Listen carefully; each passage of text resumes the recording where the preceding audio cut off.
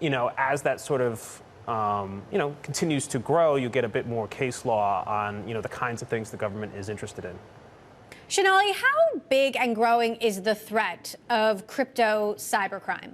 It's really interesting because as you saw, cryptocurrency adoption really increased so much last year, Emily. Chainalysis is showing you that illicit addresses took in about $14 billion over the course of last year, with that number likely to grow as they get more information. The overwhelming amount of this, if you take a look at this chart, is in DeFi. A lot of rug pulls over here where investors, developers set up a project, take the money, and run. And so what they're saying here is that investors have to be really careful about verification when they're getting into DeFi projects.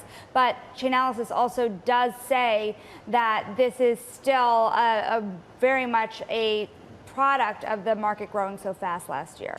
How does the rise in illicit transactions compare to legitimate transactions? Yeah, it's interesting because it's proportions, right? So if you look at how much of it was illicit activity, it was less than 1%. There's another chart from Chainalysis here that shows you that it's actually 0.15% was the percentage of total volumes that you saw, and that was less than what you saw even a year before that, and less than you saw in 2019 by a large margin. But with that said, 14 billion in total volumes is almost doubling from a year before that, and they do warn that this massive increase in total volumes is something to be worried about, as regulators are really looking at that and starting to crack down on that number. Now, Matt,